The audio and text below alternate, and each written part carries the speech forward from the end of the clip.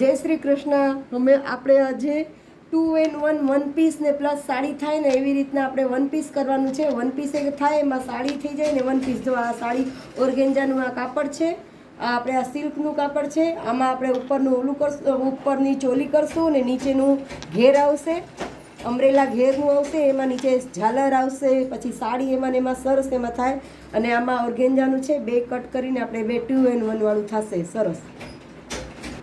જો આ સિલ્કનું કાપડ છે ને એ 3 મીટર છે અને આ ઓર્ગેન્જાનું છે ને એ 5.5 મીટર છે. આપણે એમાં ફૂલ ઘેરવાળું ને ચપટીવાળું કરવાનું છે.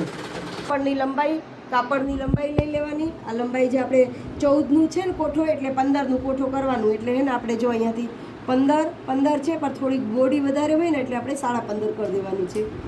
જો અહીંયા 15.5 થોડુંક ચડી જાય ને એટલે 15.5 કરી દેવાનું છે મોટુંમાં. અહીંયાથી 8નું શોલ્ડર રાખવાનું છે. 8 આમ રાખવાનું, 8 આમ રાખવાનું. અને અહીંયાથી આપણે ડાઉન કરવાનું છે ને એટલે 8.5 રાખવાનું. અહીંયાથી 8.5. અને ચેસ્ટનું માપ આપણે 21 છે, 22 છે, એટલે એનું અડધું 11. અને અડધું ઇંચ વધારે એટલે ટક્સમાં એટલે એ, અને 2 ઇંચ વધારાનું.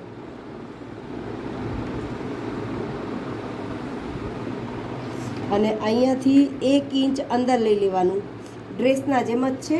આપણે ડ્રેસમાં કેમ આપણે શોલ્ડરને ખંભો કરીએ છીએ એવી રીતના જ છે. 1 ઇંચ વધારે લઈને અને અહીંયાથી ક્રોસ આપી દેવાનું. અને અહીંયાથી આપણે 1.5 ઇંચ ઉપર લેવાનું છે. 1.5 ઇંચ ઉપર લેવાનું છે. પછી અહીંયાથી આપણે વળાંક શેપ આપી દેવાનું, ગોલ આર્મોલ્ટનું શેપ આપી દેવાનું. અહીંયાથી શેપ આપી. હવે અહીંયાથી આપણે 3નું ગળા લેવાના. 3નું ગળું છે, 3ની 3.25નું ગળું લેવાનું. અને અહીંયાથી અડધું ઇંચનું શેપ આપી દેવાનું, આમ ક્રોસ. અને જોઈ લેવાનું, જો અહીંયા 8 પરફેક્ટ આવે છે. પછી અહીંયા કમરમાં 11ની આવશે, 21ની કમર છે, અહીંયા જો 11નું આવશે. અહીંયા લેવાનું અને 2 ઇંચ વધારાનું લેવાનું, 1.5 ઇંચ. આપણે ટક્સ લેવું હોય તો ટક્સ, નથી ટક્સ લેવું તો ટક્સ વગરનું આપણે સરસ આ પરફેક્ટ ફિટિંગવાળું જ આવશે.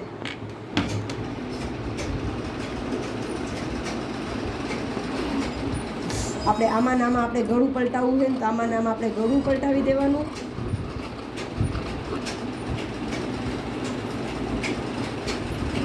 મારી વિડીયો ગમે તો લાઈક કરજો, સબસ્ક્રાઈબ કરજો, શેર કરજો, કમેન્ટ કરજો.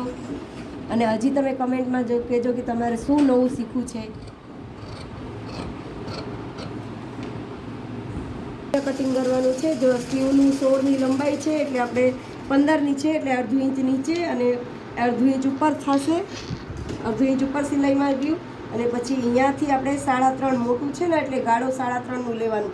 ગાળો મોટું છે ને 9નું ગાળો છે, એટલે આપણે અહીંયાને 9નો ગાળો મૂકવાનું અને 2 ઇંચ આપણે સિલાઈમાં જવા દેવાનું. પછી મોહરીમાં આપણે 6.5ની હે મોહરી અને 2 ઇંચ સિલાઈમાં.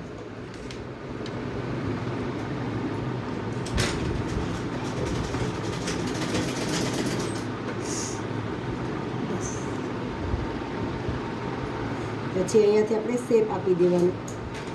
જો અહીંયાથી આ સ્લીવનું શેપ આપી દીધું. અહીંયાથી આવી રીતના ટીક કરીને શેપ આપી દીધું. હવે આપણે એને કટ કરી દેવાનું.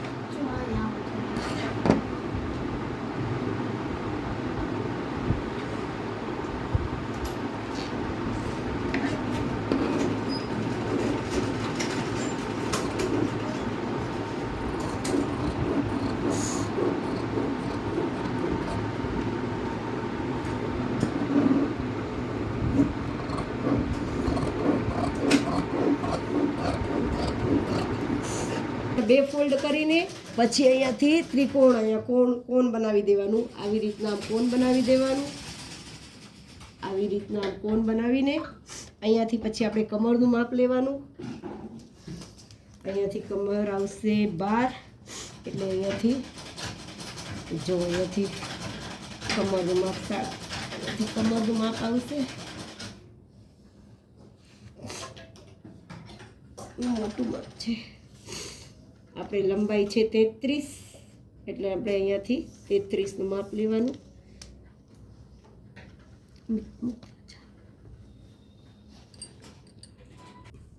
ચીટિંગ કરે. જો આપણે આમાં અસ્તર ઉપર કટ કરીને આપણે આ સાડી ઉપર એ કટ કરી દીધું છે. ઓર્ગેન્ઝા જે કાપડ છે આ રીતે કટ કરી દીધું છે. આ 1 પાર્ટ છે. એનું સ્ટિચિંગનું વિડીયો બીજા પાર્ટમાં તમને કરીશ. મારી વિડીયોને લાઇક કરજો, સબસ્ક્રાઈબ કરજો, શેર કરજો.